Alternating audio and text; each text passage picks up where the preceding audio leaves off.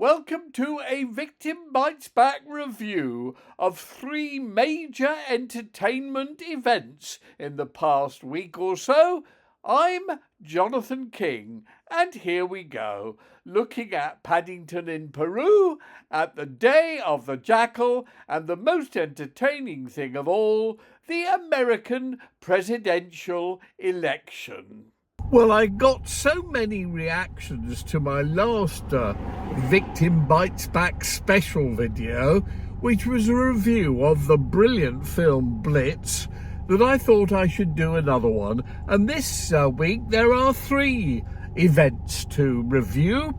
First of all, Paddington in Peru, which is an absolute delight. I liked it as much as I liked Paddington 1 and Paddington 2. This is, of course, Paddington number 3. I have to admit, I've got a bit of a crush on Ben Whishaw, who not only is gorgeous, in my opinion, but is also turning into, and actually has been for some time, a really fine actor. In that TV series, I can't remember what it was called, about being a doctor, he was sensational. I'm also a big Julie Walters fan. Anything Julie Walters chooses to be in is usually good. And there's a lot of other reasons why Paddington in Peru is a delight. Thoroughly recommended.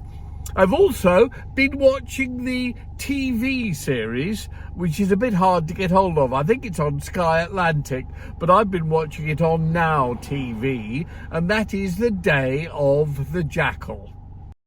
The Day of the Jackal stars Eddie Redmayne, another person who I've got a slight crush on.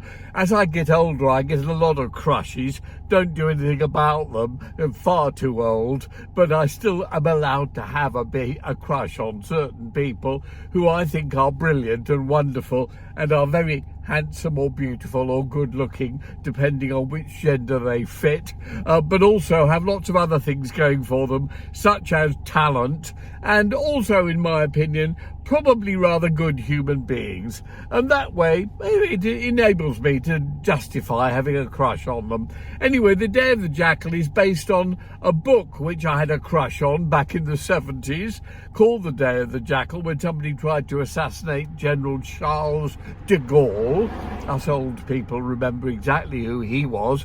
Written by Frederick Forsyth, and it was a gripping book, but it was also a hell of a good film, starring, I think it was Edward Fox, one of the Foxes. I know the whole family, or I knew them when I was very young. My mum was a very good friend of the father and mother of the Fox dynasty.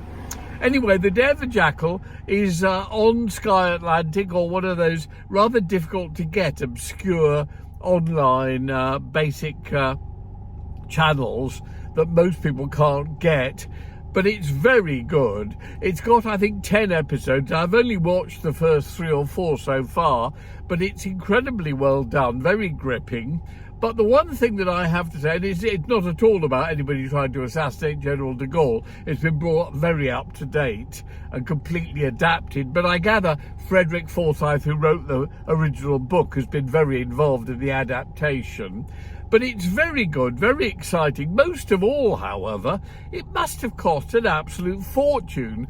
And I'm slightly envious because, of course, the films I make, which include these bits of online gossip, A Victim Bites Back, are very low budget indeed. In fact, I think they're the only thing entirely made on an iPhone, edited online on free services, which enable me Final Cut Pro to make these little videos, and mine are not only low budget, but they're no budget. Anyway, I'm rather jealous of these experiments in huge budgets, but I've got to say it works very well in some of them.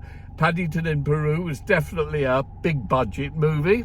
And I have to say, so is The Day of the Jackal, which must have cost an absolute fortune. In these days, to make a TV series of 10 shows long, you can spend a fortune, and you probably make back a fortune. And I've got to say, The Day of the Jackal is well worth watching. The third review show for this week is actually far bigger budget than the other two put together and multiplied by 100. And it's called The American Presidential Election, where both the Republicans and the Democrats must have spent an absolute fortune, largely, I think, Elon Musk's money, which I have to say, I'm a big Elon Musk fan, and I think he's earned all the money he's made with his silly electric cars and his rockets going up into space, and better than that, coming back down again. And I do admire him for thinking outside the box. On this particular one, though, he really lost the plot, and I don't think that Donald Trump is worth supporting. I think he's a ghastly human being and will probably be a bad president. But I've also got to say, he wasn't that bad a president first time round. I suspect a lot of what he says is for effect. It's inflated and exaggerated, as so much is these days. And although I was very much on the Democrat side and supporting the Kamala Harris attempt to get the presidency, mainly because I'm in favour of not clamping down on immigration, but opening all borders, being decent and liberal and kind, looking after those who can't look after themselves, and generally having a generous attitude to the world. And the Conservatives, the far right, and I don't think Donald Trump is far right, by the way, I just think he's right. That side of things tend not to be quite as kind and decent as the left, or at least as the left claim to be. In my experience over the past 80 years, though, a lot of the liberal left and those who claim to be very liberal are not in real life quite so liberal and tend not to support people who need support, whereas people on the right quite often actually have courage and support people that they normally ought not to support, but that because they're quite honourable people, they do support. So I'm not actually against Donald Trump, and in fact, in many ways, I'm quite a fan of his. He took on the media and beat them, not just once, but twice now, being elected president, where virtually all the media hated everything he stood for and everything about him and tried to bring him down. Secondly, I really can't stand the way the enemies of Trump have tried to destroy him, using, of course, the false allegations industry, which, as you know, I'm 100% opposed to, and all those other tricks about, did he take some papers home with him when he was president? Of course he fucking did. Who fucking cares? And things like that, which are terribly unimportant unless you twist them and make them seem important. And of course, using the law to break the law, which to me is the crime of this century, is very, very busy doing as much of that as they can. And they tried to do that with Donald Trump, and they failed again and again and again. Yes, he got convicted once of some minor felony, not balancing the books correctly or exaggerating his wealth or something. It didn't really work. He's still going to be sentenced on that. I suspect they'll probably just let him off with a slap on his hand. If Joe Biden had any sense, he'd actually pardon him before he gets to be president, because they're such stupid charges anyway. So there are a lot of things I do admire about Donald Trump, and I don't think he was that bad a president when he was president. So I'm not as pessimistic as other Democratic supporters are about the next 4 years. I think they may well turn out to be not as bad as people think, and in some ways quite good. I think economically he wasn't too bad.